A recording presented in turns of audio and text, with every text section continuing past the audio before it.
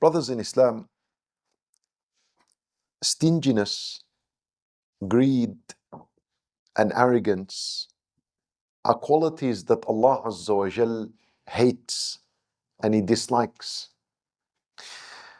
And us as believers in this worldly life, we must purify and cleanse our heart from the evil qualities that Allah Azza wa Jal hates and condemns.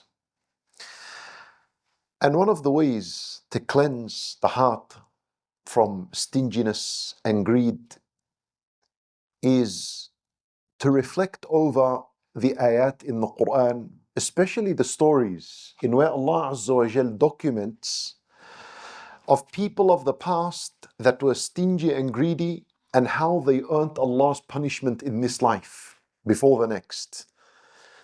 And these are stories from the Qur'an. They're the word of Allah Azza wa Jal.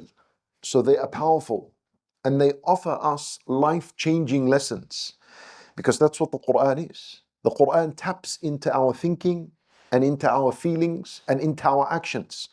There's no book on earth that will teach you how to think and how to behave, what attitude, what emotion you're supposed to carry, and what to do other than the Qur'an.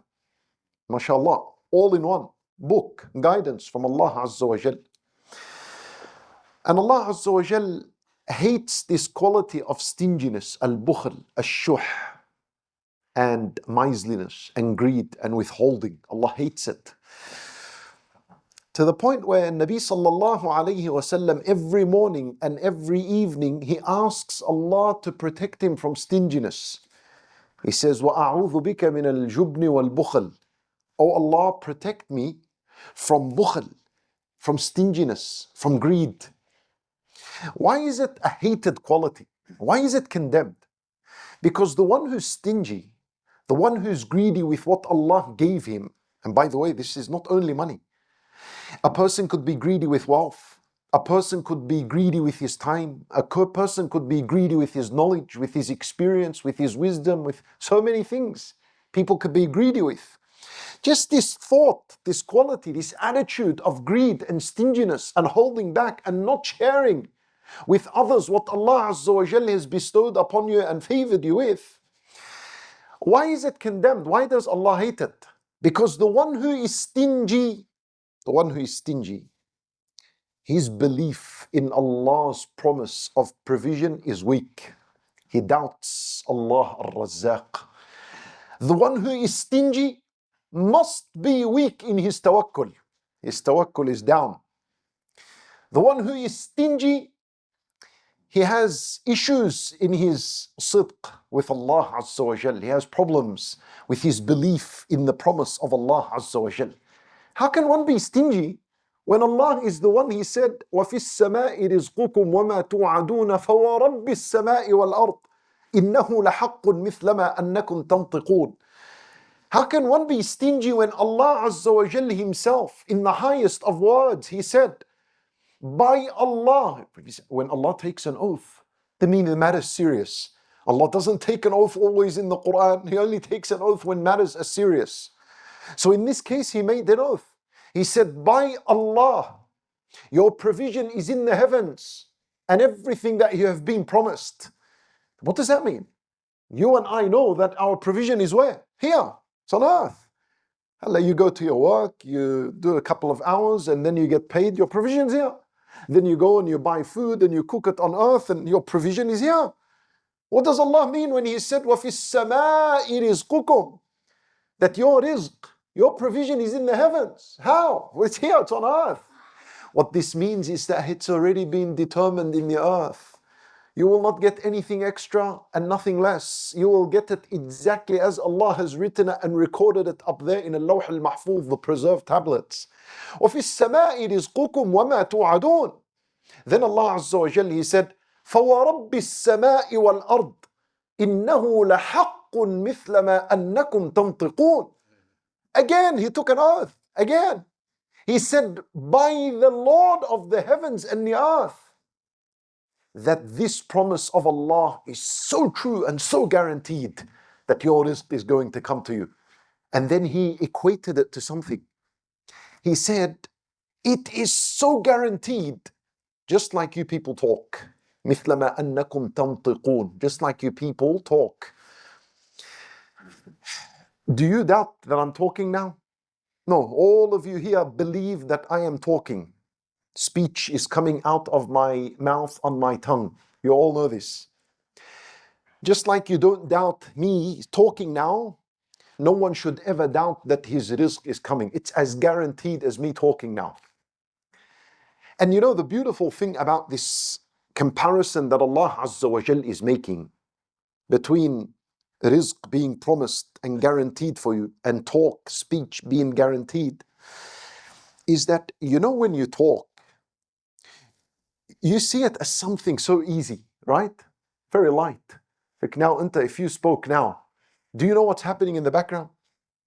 Do you have a clue of how much is happening in your body when you are talking?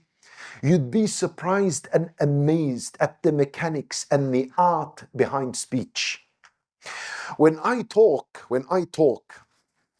the muscles in the abdominal area are contracting and they are trying to build air. Then the speech and that air is going through the voice box. Then there are so many muscles in the mouth that are moving. The tongue is moving, the air. The mind is processing, it's thinking, thoughts, it's hearing. It's coming down from here to the tongue. And Wallahu Akbar, the type of art that is behind speech. You have no clue what is going in the background when you speak. It is a miracle. Speech in itself is a miracle. No one understands how it works. Look, subhanAllah, we talk and we put word after word and we're thinking at the same time, and muscles are moving and air is coming in and things are contracting up and down, and hundreds of muscles are moving, tiny ones, just so you and I can talk. Behind it is massive, complex mechanics, but it's so easy and smooth. Now, what does that have to do with rizq? Because you know, behind your rizq is massive work. Huge work that Allah Azza wa Jal plans every single day. In order for your rizq to come to your doorstep and for it to be on your table and eat it, next time look at a plate of food and ask yourself, what happening? How did all this come here? Allah Azza wa Jal, He said, فَلْيَنْظُرِ الْإِنسَانُ إِلَىٰ طَعَامِهِ. Look at your food. Ponder and reflect over your food. But this food here has a journey. It didn't just end up because you went to Woolworth or Coles and you bought something and put it together in a pot and then you made this after an hour. La. That's not the journey of food. The journey of food, Allah says, أَنَّا صَبَبْنَا الْمَاءَ صَبًّا. It began from water coming down from the sky.